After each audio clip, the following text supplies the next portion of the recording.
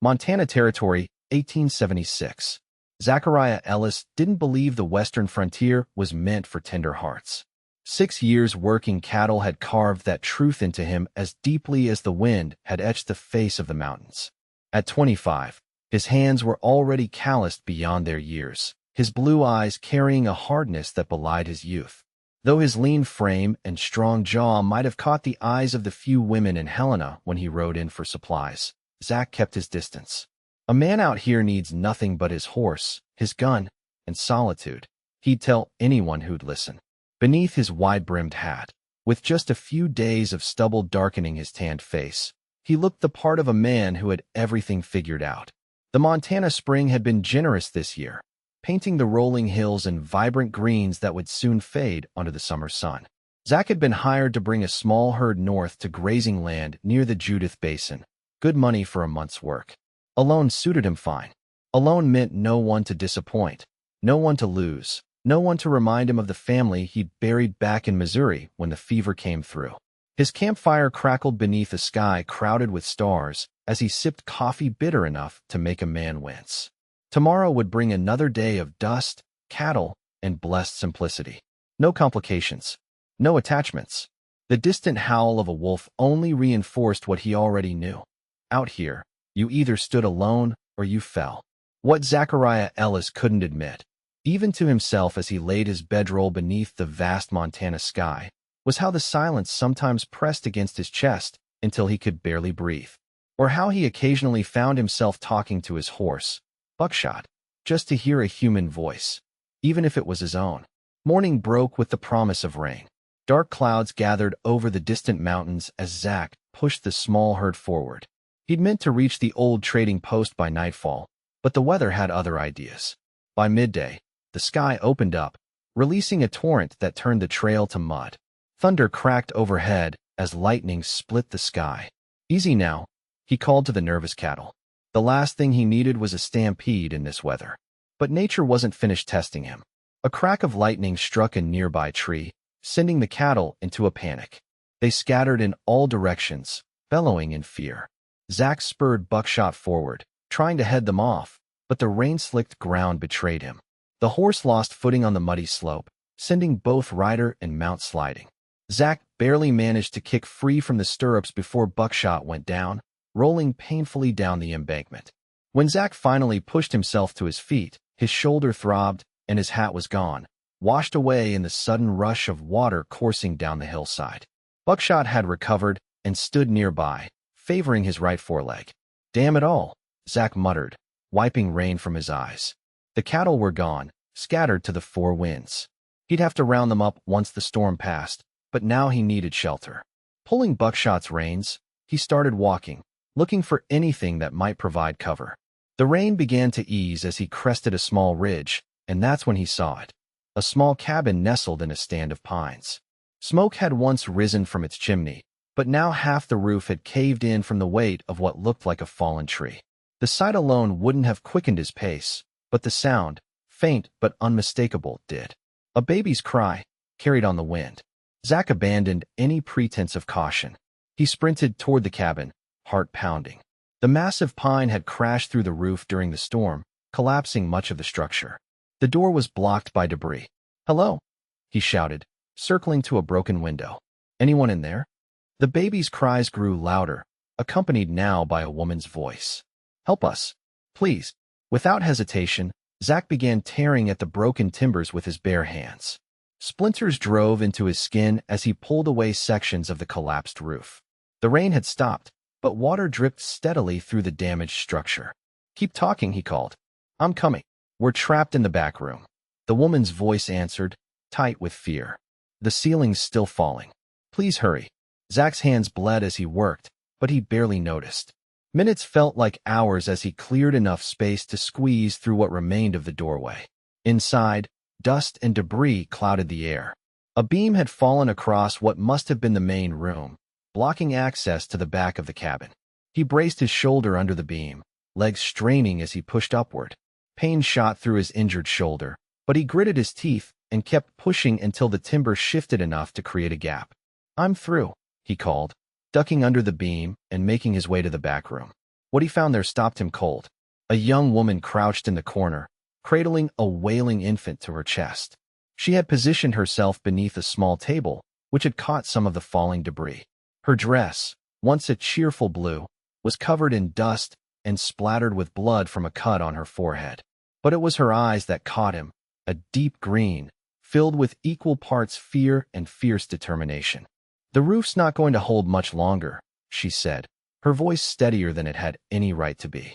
"We need to get out now." As if to emphasize her point, another section of ceiling groaned ominously.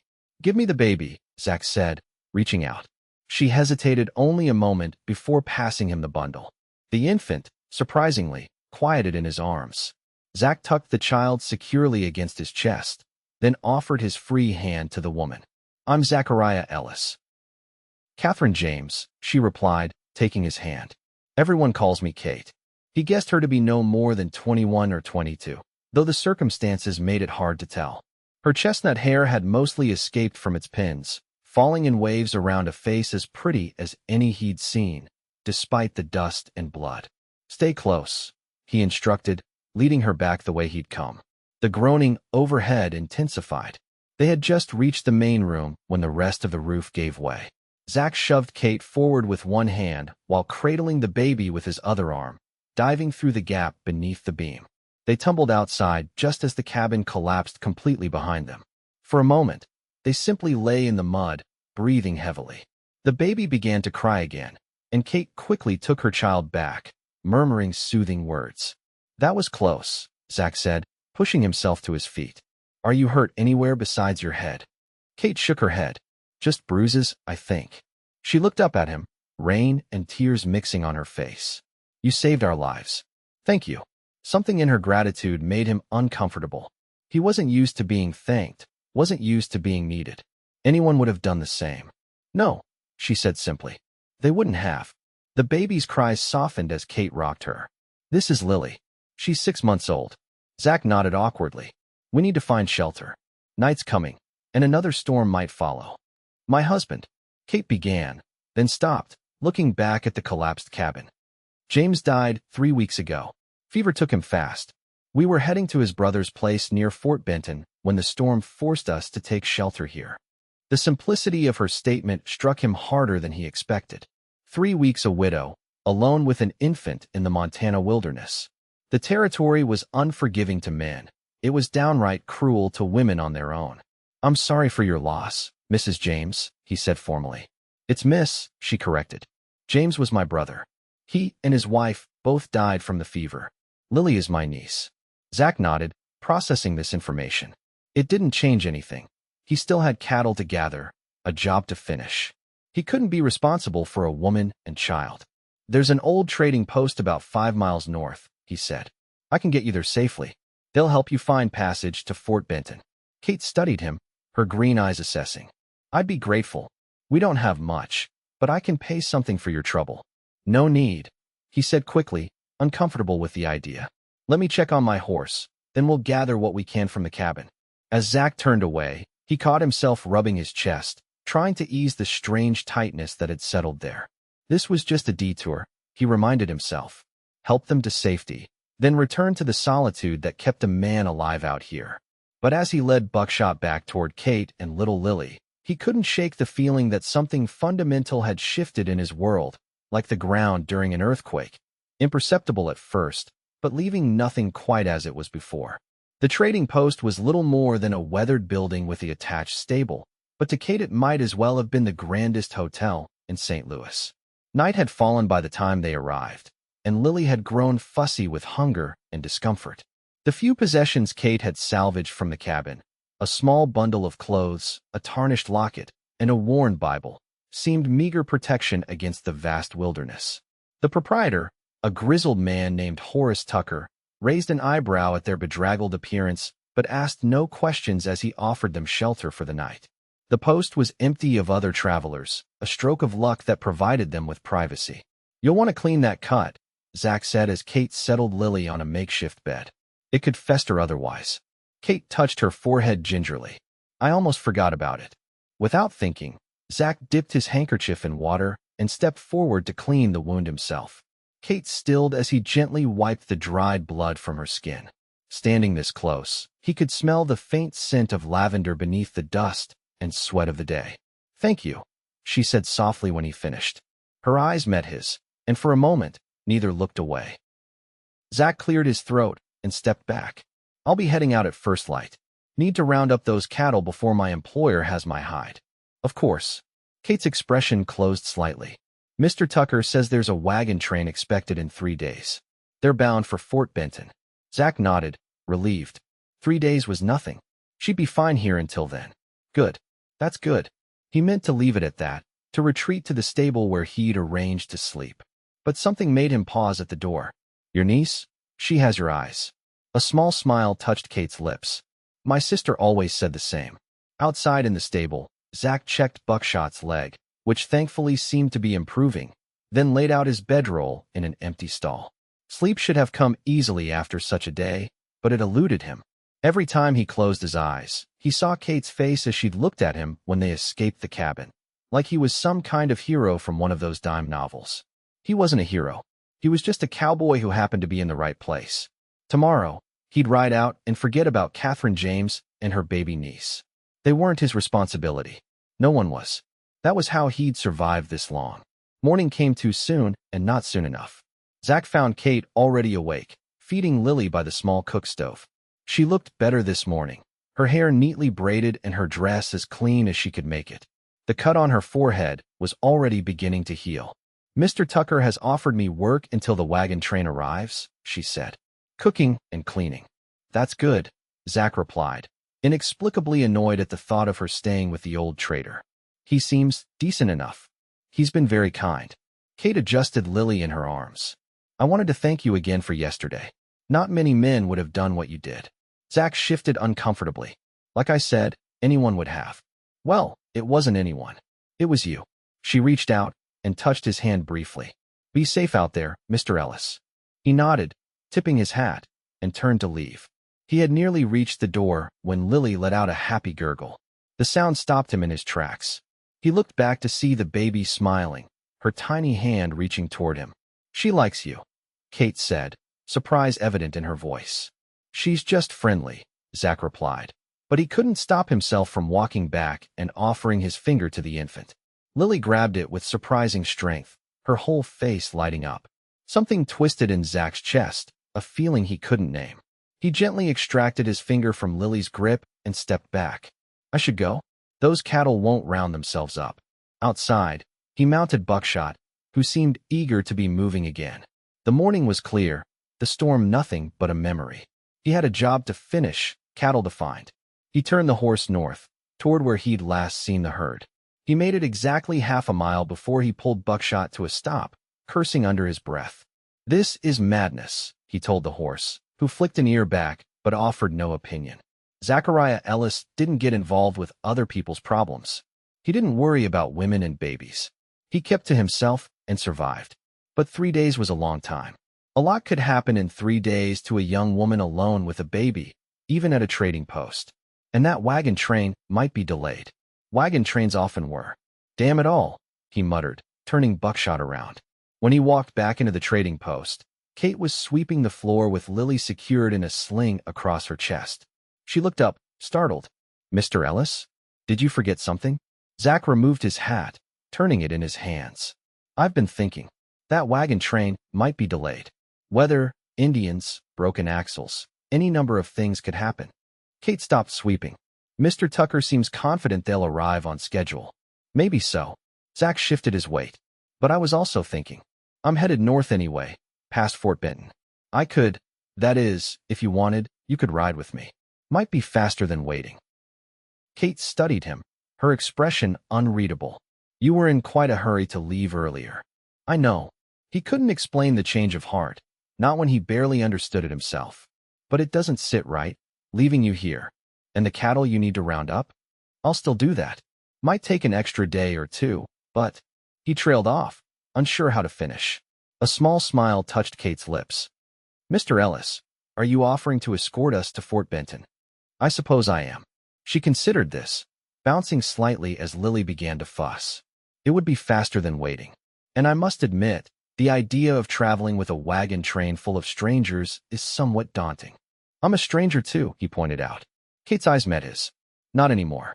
That simple statement shouldn't have warmed him the way it did. Zach cleared his throat. We can leave tomorrow, if that suits. Give me time to gather those cattle and make arrangements. Tomorrow would be fine. She adjusted Lily in her sling. Thank you, Mr. Ellis. Zach, he corrected. If we're traveling together, might as well use my name.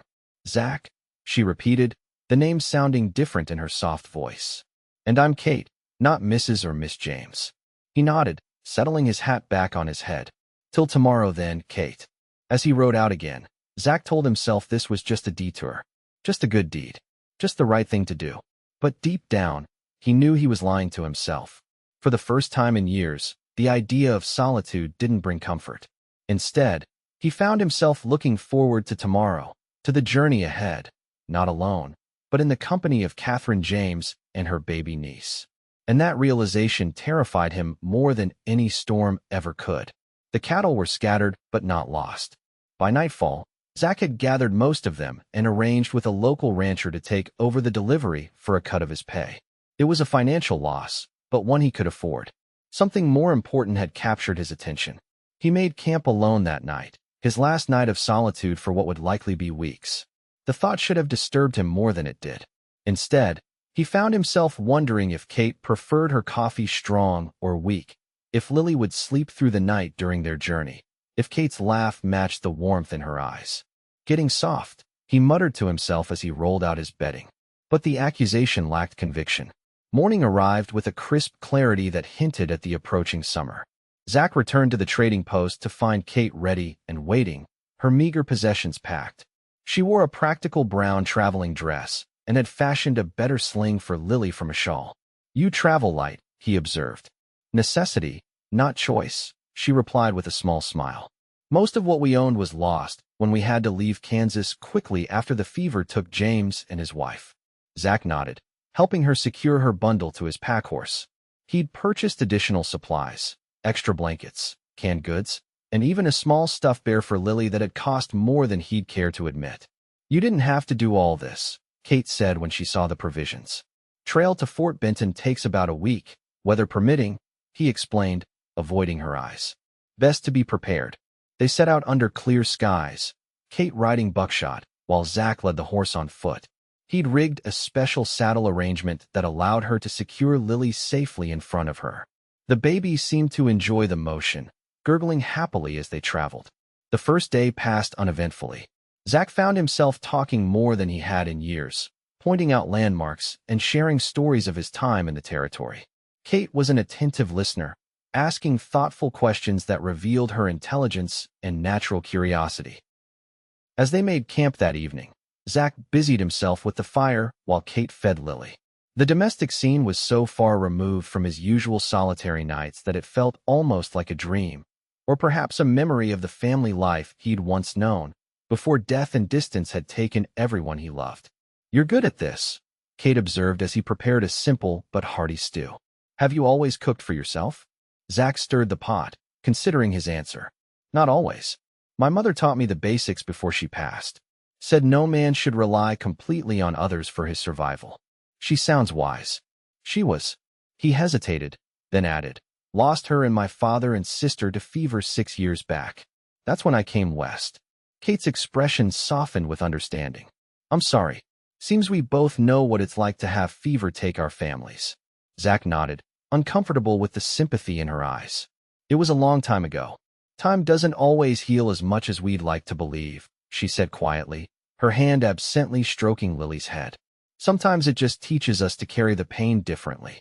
The simple truth of her words struck him deeply. For years, he'd told himself he'd moved past the grief, that he'd accepted his losses. But in reality, he'd just built walls around his heart, mistaking isolation for healing. What about you? He asked, desperate to shift attention away from himself. You mentioned Kansas. Is that where you're from originally? Kate settled Lily more comfortably in her lap. Originally from Missouri, outside St. Louis. My father was a doctor. After he and mother died, James and I moved to Kansas to start fresh. He met his wife there, and they had Lily. A shadow passed over her face. When the fever came through their settlement, I was visiting relatives in Topeka. By the time I returned, both James and Emma were gone. Only Lily survived. And his brother in Fort Benton? The only family either of us has left. I've never met him, but James spoke highly of him. He owns a mercantile there. I'm hoping. She trailed off, looking down at Lily. I'm hoping he'll welcome us. If not, I'll find work. I'm skilled with numbers and correspondence. I taught school briefly in Kansas. Zach served the stew, handing her a tin plate. A lady teacher.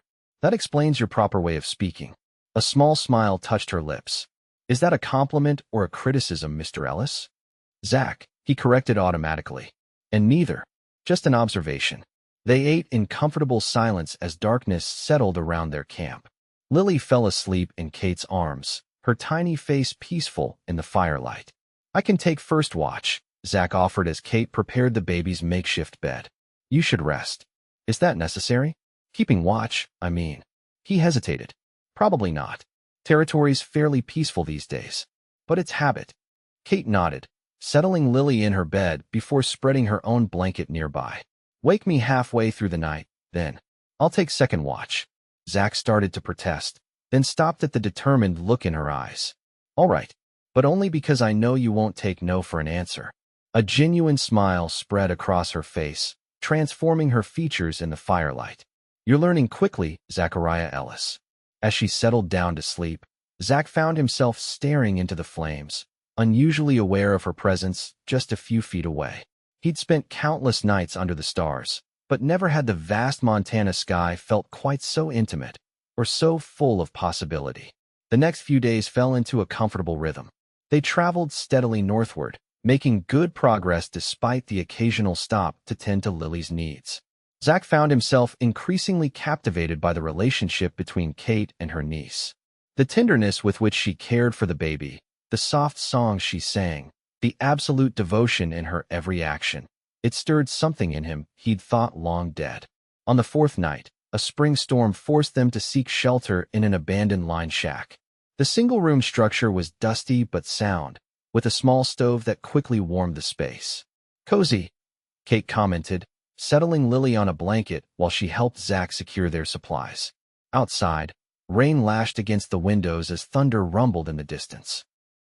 Better than being out in that, Zach agreed, stoking the fire in the stove. We were lucky to find this place. As the evening progressed, the storm intensified.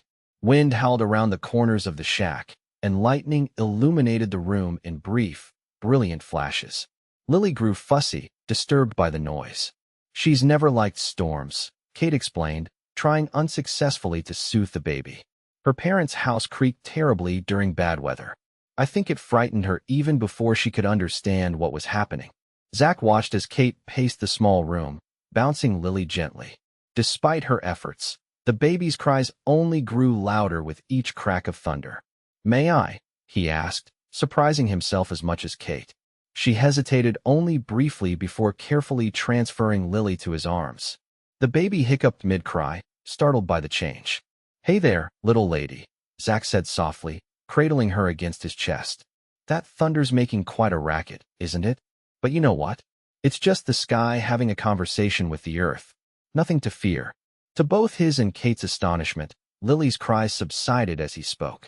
He continued talking, his deep voice apparently soothing to the baby. He walked slowly around the room, describing the mountains they'd see tomorrow, the wildflowers that would be blooming soon, the stars that would be visible once the storm passed. When he finally looked up, he found Kate watching him with an expression he couldn't quite interpret. You're a natural, she said softly. Zach felt heat rise in his face. Just got lucky. She was probably getting tired anyway. No. Kate shook her head, stepping closer. She trusts you. Babies know things about people that we adults have forgotten how to see. Lily was indeed drifting to sleep now, her tiny hand clutching the front of his shirt. The weight of her in his arms awakened a fierce protectiveness he hadn't expected. I had a sister, he found himself saying. Much younger than me. I used to hold her like this during storms. Kate's eyes softened. The one you lost to the fever? He nodded, surprised at how the memory brought more warmth than pain. Sarah. She was 8 when she died. I'm sorry, Zach. It was a long time ago, he said automatically, then caught himself. No, that's not right. It feels like yesterday sometimes. Other times, it feels like someone else's life entirely. Kate moved to prepare Lily's bed, arranging the blankets carefully. Loss changes us, makes us into different people. Is that what happened to you? He asked, gently laying the now sleeping Lily down. Kate remained kneeling beside the makeshift bed, smoothing Lily's fine hair. Yes, when I found myself suddenly responsible for a baby, with no home and little money, I discovered strengths I didn't know I had. And weaknesses too. She looked up at him. Fear can be a powerful motivator, but it's a terrible companion. The honesty in her voice resonated deeply with him. I know something about that. Their eyes met across the sleeping baby, and for a moment, Zach felt as though she could see straight through the barriers he'd built around his heart. We should get some rest, he said, breaking the spell. Storm or not, we've got ground to cover tomorrow. Kate nodded, but as she settled into her own blankets, she asked softly, "Why did you come back for us, Zach?" The truth. The question caught him off guard. In the dim light of the stove, he couldn't make out her expression, only the outline of her form beneath the blanket. I don't know, he admitted finally. Or maybe I do, and I'm not ready to say it out loud yet. Her soft, "Good night, Zach," followed him into uneasy dreams where he searched endless collapsed cabins, always hearing a baby's cry, but never reaching it in time. Morning brought clear skies and renewed purpose. As they continued their journey, something shifted subtly between them. Conversations flowed more easily. Silences became comfortable rather than awkward. Zach found himself looking forward to the evenings, to sitting across the fire from Kate, watching her with Lily, sharing stories of their lives. On the 6th day, they reached the Missouri River, swollen with spring runoff. The ferry that normally operated was temporarily suspended due to the high water and dangerous currents. How long until it's running again? Zach asked the grizzled riverman they found at the crossing. Week, maybe 2. The man replied, eyeing the churning water. Depends on whether we get more rain up in the mountains. Zach exchanged a glance with Kate, who stood holding Lily close. We can't wait that long. Nearest bridge is 30 miles downstream at Collins Crossing, the riverman offered. Though with the water this high, can't say for certain it's still standing. We'll take our chances, Zach decided. Thank you. As they turned to leave, the riverman called after them. That your wife and baby, mister? The question stopped Zach in his tracks. Before he could correct the assumption, Kate stepped forward. Yes, she said firmly. We're anxious to reach my brother-in-law in Fort Benton before summer sets in. The riverman nodded. Well, good luck to you folks. Keep an eye on those clouds to the west. Could be more rain coming. Once they were out of earshot, Zach raised an eyebrow at Kate. Your husband now, am I? A blush colored her cheeks. It seemed simpler. People ask fewer questions when they think we're a family. The word family hung between them, loaded with implications neither was ready to address. Zach merely nodded and adjusted their course toward Collins Crossing. The detour added an extra day to their journey. They camped that night by a small stream, the distant rumble of the Missouri a constant reminder of the obstacle ahead. As they prepared their evening meal, Kate seemed unusually quiet. Something troubling you? Zach asked as she mechanically stirred the pot of beans he'd prepared. Kate sighed, glancing over at Lily, who was happily playing with the stuffed bear Zach had bought her. I'm just thinking about Fort Benton. About meeting James's brother. What if he doesn't want us? What if he's not the man James described? The vulnerability in her voice stirred Zach's protective instincts. Then we'll figure something else out. She looked up, surprise evident in her expression. Zach realized his slip too late. I mean, you'll figure something out. You're resourceful. And like you said, you have skills. Any town would be lucky to have a teacher like you. Kate studied him for a long moment. What about you, Zach? Where will you go after Fort Benton? It was a question he'd been deliberately avoiding. Hadn't given it much thought. There's always work for a man who can handle cattle. Always moving on, she observed. Never staying in one place too long. It's simpler that way. Simpler, she repeated. But is it better? Before he could answer, Lily began to fuss. Kate set aside the cooking utensils and went to attend to her niece. Zach watched as she lifted the baby, soothing her with gentle words and tender touches.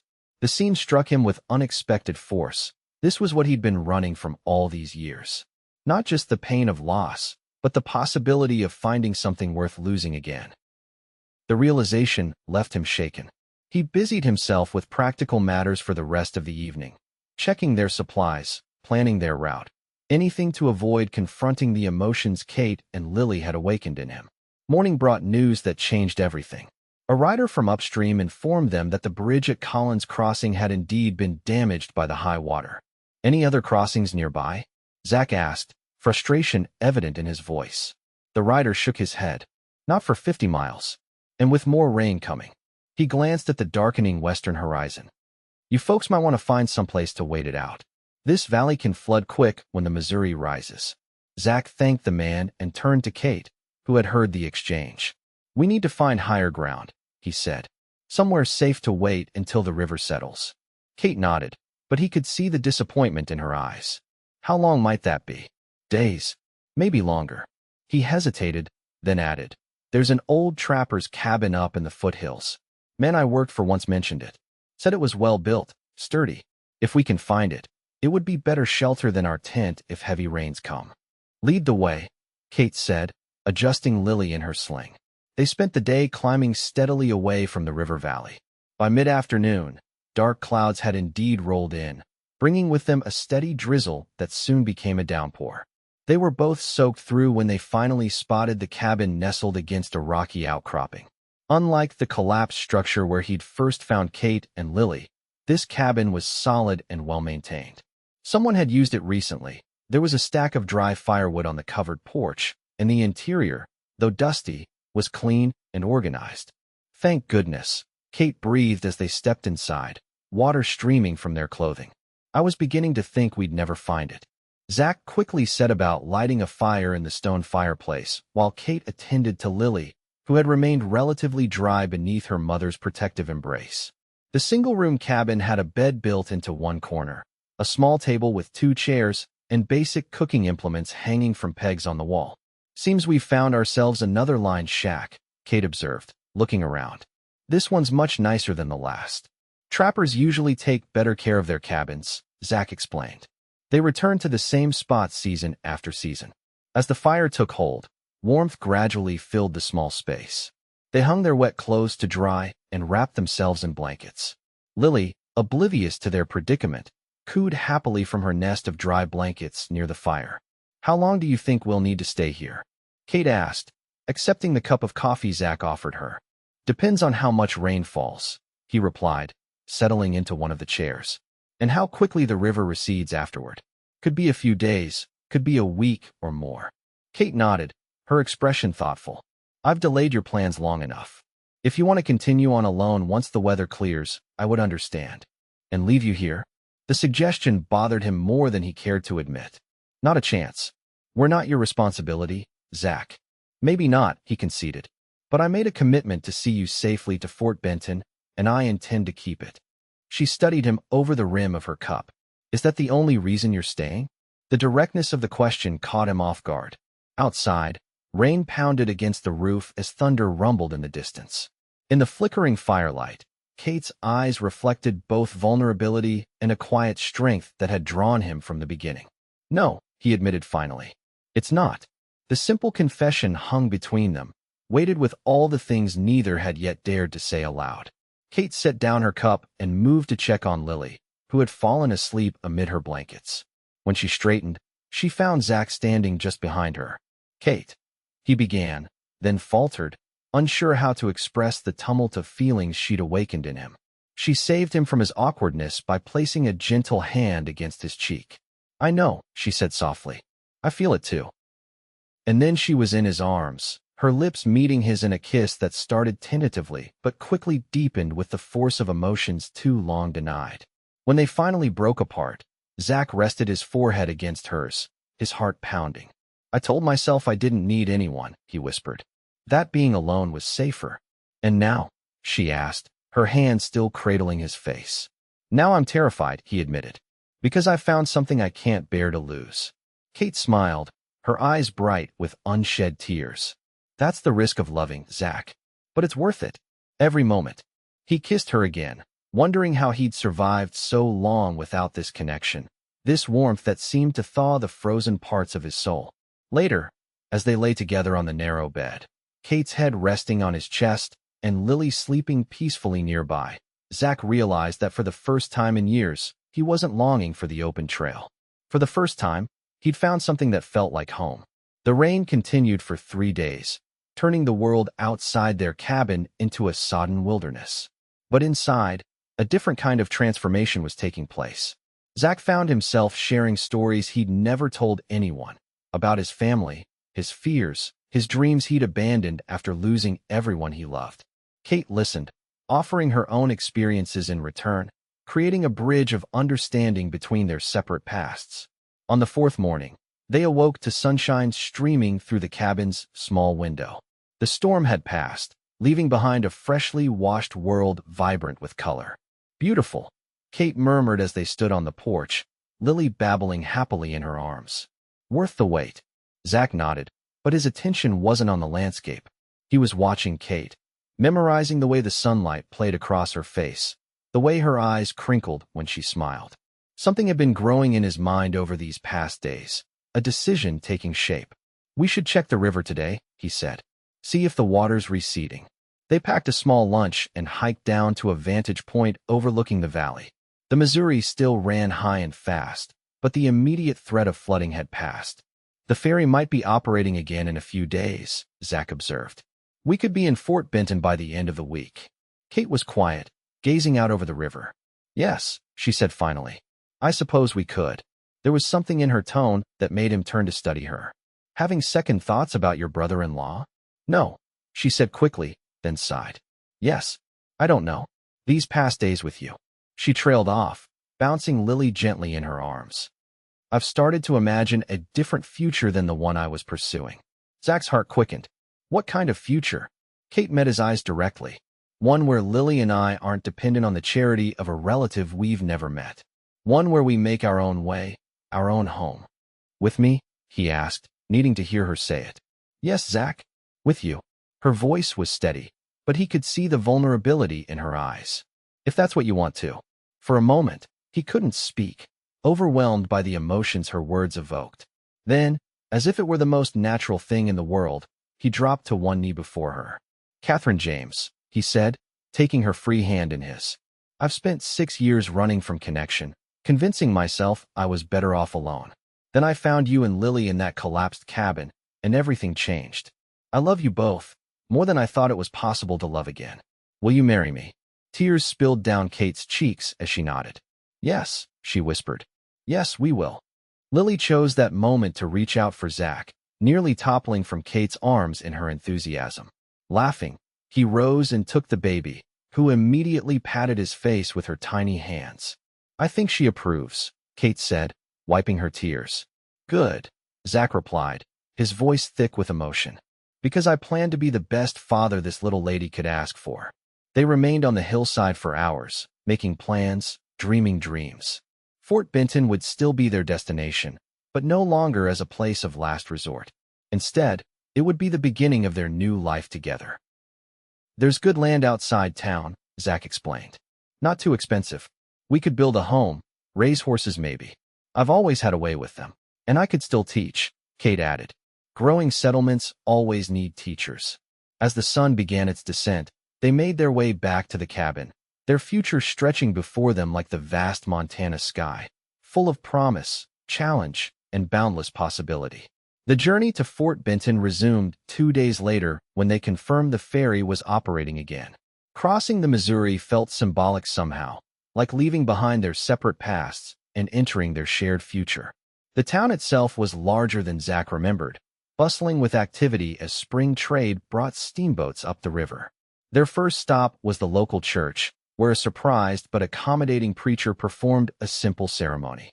With Lily as their only witness, Zachariah Ellis and Katherine James became husband and wife, exchanging vows that formalized the commitment they'd already made in their hearts. Finding Kate's brother-in-law proved easier than expected. Thomas James's mercantile stood prominently on the town's main street, a thriving business that spoke to his success in the frontier community. "You must be Kate," the tall, bearded man said when they introduced themselves. His resemblance to James was striking. "My brother wrote about you often." Kate nodded, cradling Lily close. "Yes, and this is your niece, Lily, and my husband, Zachariah Ellis." If Thomas was surprised by the news of Kate's marriage, he didn't show it. Instead, he invited them to his home for dinner, where his own wife and 3 children welcomed them warmly.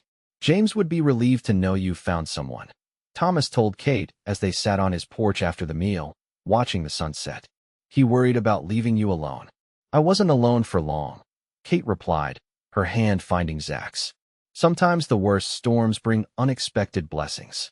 Thomas nodded toward Lily, who was being entertained by his children. She looks happy. Healthy. She is, Zach confirmed. Kate's been an amazing mother to her. And what are your plans now? Thomas asked. You're welcome to stay with us until you get settled. Zach and Kate exchanged a glance. We're grateful, Zach said. But we've already found a piece of land just outside town. 10 acres with a small cabin that needs some work. Room to grow. Thomas smiled. Sounds like you've thought this through. We have, Kate assured him. But we'd like Lily to know her family. All of her family. She will, Thomas promised. My door is always open to you 3. In the weeks that followed, they threw themselves into creating the home they'd envisioned. Zach repaired and expanded the cabin, while Kate planted a garden and made arrangements to teach at the town's small school come fall. They acquired a few horses, the beginning of what Zach hoped would someday be a respected breeding operation. Each evening, they would sit on their porch, watching the sunset over the distant mountains, Lily playing at their feet. On one such evening, nearly 2 months after they'd arrived in Fort Benton, Kate turned to Zach with a soft smile. I have something to tell you, she said, taking his hand and placing it gently against her stomach. Lily's going to have a little brother or sister come winter. Zach stared at her in wonder, joy expanding in his chest until he thought it might burst. A baby? Our baby. Kate nodded, her eyes shining. Our family is growing. He gathered her into his arms, mindful of Lily who had crawled into his lap. I never thought I could be this happy again, he whispered against Kate's hair. Never thought I deserved it. That's the thing about happiness, she replied, her voice filled with emotion. It isn't about deserving. It's about opening your heart to the possibility, even when it's frightening. As the first stars appeared in the darkening sky, Zachariah Ellis held his family close, grateful beyond words for the storm that had brought them together and the courage they'd found to build a life amid the wild beauty of the Montana frontier. The cowboy who once believed he was meant to be alone had discovered the greatest truth of all, that home wasn't a place, but the people who filled your heart with love.